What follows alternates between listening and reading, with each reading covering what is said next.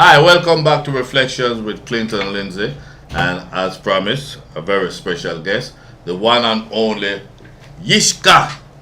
Yes, sir. Welcome to Reflections. Thank you very much. Since I came to Florida and I've been hearing this name, I thought it was some kind of Jewish musician. How did you come up with Yishka as a name? Someone actually gave it to me. Gave it to you? He told me that I look like a Yishka. What is a Yishka? First of all, it means bring joy and laughter. Oh, nice. And It's a Hebrew name or something? yeah, It's a Hebrew but it's name. the original form. Mm-hmm. Oh, okay. It's the original form, the original people. Right, right. And you never had any objection to that? No. So did you have another name prior to Yishka? I had lots of nicknames Uh-oh. growing up. I Growing up, can't yeah. tell you, Yeah. you It's a Jamaican Jamaican thing. people. Fortunately for me, I have never had a pet name. I've never had another name but Clinton. So I guess I'm like one of those lucky ones. Yeah, because I have an uncle called Junior, his name is Winston. Yeah. I have another uncle called Bonnie, his name is Stanley. I just keep going on and on. Yeah. So what's your real name though? Donald. Donald. Now, I found out later on that you are a part of a twin. Yes. And what's your twin brother's name? Oh, no. It's a twin sister. The other guy that I've been seeing you with is not your twin brother? No. You're kidding me? And the twin is actually the saxophone. Oh. I need glasses. Esmeralda is the name of my saxophone. Oh. And Esmeralda and I are twins. So there are two set of twins in your family? No. Oh, I'm confused. I got me. Why did I even go there? Okay. You are a part of a twin. Yes, my saxophone. No. I'm talking. No. So this your brother? I have two brothers. Two brothers. That in music and two that ain't. Okay. Ted is the one you think Ted, is my twin. He's your twin. He's not. He's not. No. We're 2 years apart. Wow. The three of us. Wow.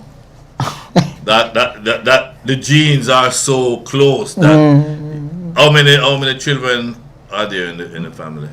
It is 5 boys, 3 girls. 8. Yeah. And I'm sure that you all have some resemblance of each other. Yeah. 3, 4 is different moms. Different, okay. We do. Where in Jamaica are you originally from? I was born in Kingston. In Kingston. Mm-hmm. And how did you get involved? I'm sure schooling has something to do with it. Well, my parents migrated to the Bahamas, Nassau, when I was 2 months old. 2 months? Yes. Did they take you with them? Yeah. Okay. So that's where I grew up. Oh, in the Bahamas? Until I was 16. Then I went back to Jamaica. Right. But we used to visit quite often. Right. But yeah, my earlier music started in the Bahamas. In the Bahamas. And the Boys Brigade band, it's like a band, like a military Right, band, like a military but it's not military. Right. And I used to play trumpet. You used to play the trumpet? Yes, and Gershie, my younger brother, played trumpet. He still plays trumpet. And that is the start. When I was 16, Ted and I, other brother, we went to visit my dad in Trelawney. In Trelawney. He was the entertainment manager for Trelawney Beach Hotel. Oh, wow. And he had a band. He had the band, the resident band. And when we went over there and I see them rehearsing and stuff, I didn't You had to get a piece of that. I did not go back to Nassau. I told Ted, look, I ain't going back. Right. I'm staying with Dad. And I went to my dad and said, I'm joining the band. And he's like, I said, I did not ask. tell him, I'm joining. And what capacity at the time? Playing trumpet. Trumpet. And I sang background vocals. Okay. And Lloyd Nibbs was in the band. Oh, really? From Scatterlight? Scatterlights. Junior Holden, Mike. So at that young age, at 16, 17, you played with I these was vets? playing in the nightclub Yeah. from 10 to 2 every morning. But I mean, to be rubbing shoulders with legends like Nibs. They were people who cultivated me. Right. You know, even when I wasn't up to par, Junior Holding would fix my part. So it fit. Right. So when I'm going, I'm going, but it get sounds like you know. So it was a really awesome experience with these guys. I've spoken to a lot of artists, and they have told me over and over that one of the best training grounds you could have in Jamaica. In Jamaica. In the Caribbean. Yeah. In the Caribbean. You talk to Richard Stephen, Glenn Washington, Ed Robinson, and it's just go Freddie McGregor, and just keep going down that. When you get that experience, you can go anywhere in the world. And I've seen you a few times performing, and now it makes sense to me, because I'm like, this guy just, you can switch from R&B to pop to jazz, and I'm like, you do this thing like Al Jarreau, like you play, you know, with your mouth and you play. I'm like, where do you get that kind of, you know, you must have had some experience other than just being in a studio. Yeah. And I was in Roots Uprising, that you know. I lie. Marlon Root. Roots Uprising. Yes. And you know, you had a big hit in New York, 1982. Very few times since I've been in this business for the odd years, I've seen the original and the adaptation in the chart at the same time. Okay. It's like one or the other. And what song am I talking? Magic City? Nope. Was it? Nope. Mr. Wonder. Mr. Wonder. Oh, yeah. Stevie Wonder. Master Blaster. Jamming. So what was the Stevie Wonder was in the chart. Okay. With Master Blaster Jamming and Roots Uprising. Yeah. Because Stevie Wonder's version, it wasn't a reggae. Right. The intention was good. Their interpretation. But when you came with your, I mean, that was a real rubber dub. And you know, Stevie actually told us he wished he did it like that. Oh, you're kidding me? He just need a little bit more bass, and but that was that. And when you met Marlon, told me that you were part of that group. I said, oh, okay, that was very good. So, where was the follow up, and why didn't you guys pick up on that success? We went to audition for the group that Stevie was producing, Happiness Unlimited. Oh, okay. And in fact, Glenn was the drummer. The drummer and lead singer. Whoa. And when he left, they started audition. Oh, okay. And Cat. Then Cat Core. Knew about it because they at the time was recording with Stevie. Tried Your Love. Right. And so he told one of the people in the band, Richard Bryce, about it, and Richard sent him a tape with Master Blaster. Oh, okay. So they decided that they wanted to audition us, but they only wanted one spot. But the three of us went for the one spot. Wow. Now my brilliant plan was your brilliant when plan. You sing in, we sing background. When I sing in, so every time they hear us, they hearing the three of us.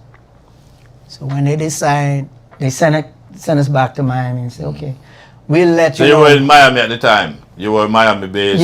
Yeah, Roots Uprising. Yeah, I didn't know. I thought in Brooklyn somewhere. No, it was Roots Uprising. Oh, it was in Miami. And yeah, so they call us back and say, well, we decided we're not gonna break up the brothers. So sure you.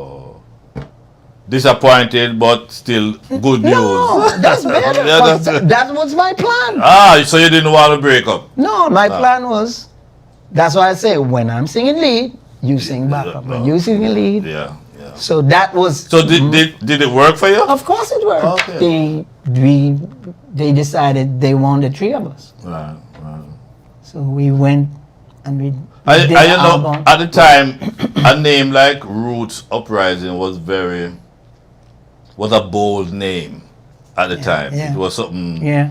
I remember playing that record. Like I'm looking at me in the studio right now playing that record. Wow. Yeah, Roots Uprising. And you know I was in Soul Syndicate. Oh, you were too? Yeah. Before Roots Uprising. Let me ask you a question. I was in Soul Syndicate. Yishka. Mm-hmm. When you're that multi-talented, where does your heart go?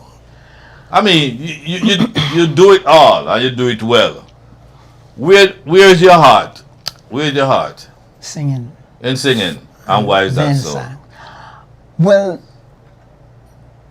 the voice and the words appeal to people more.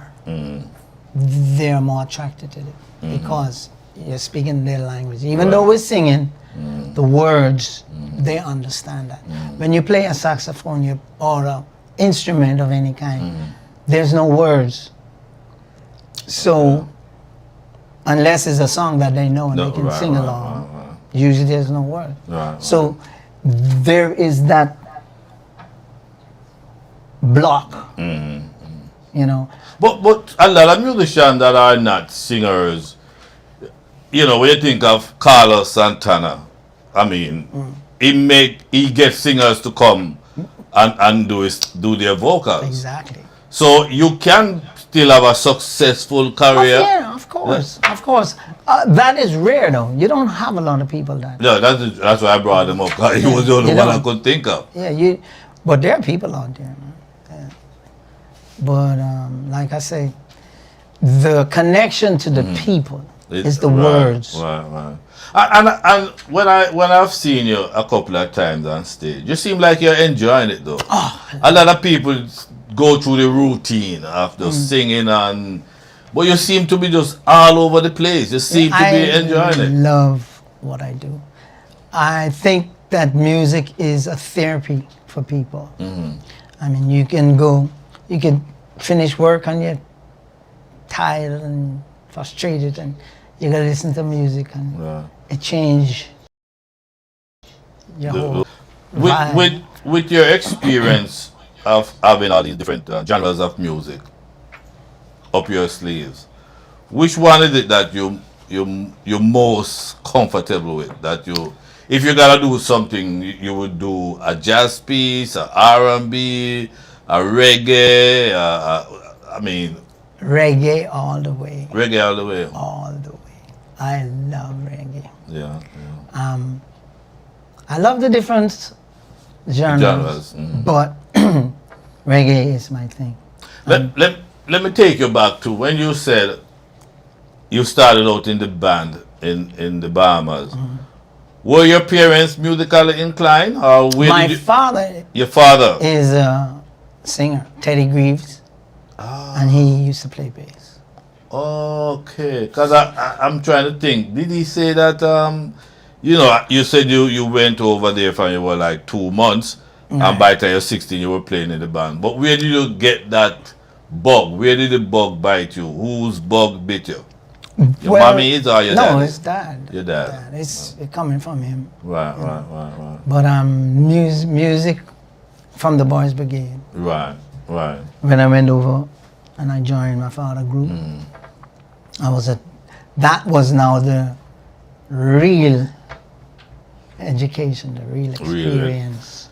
And then when I went into Soul Syndicate, that was the recording and the touring and stuff with them. That was a bad band, you know. That band, Soul Syndicate, they backed up so many big tunes that people wouldn't even imagine that was the band. Yeah, I played on a couple of them. You played on a couple of them? Yeah. So, brethren, talking to you right now is like I'm looking at someone with a 10-year experience. No. Well, that's not true.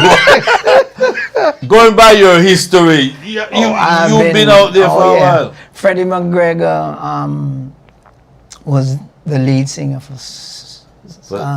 Soul Syndicate when George Fullwood and those guys, Tony Chin. They were my mentors. Yeah. And Yeah. Chinna.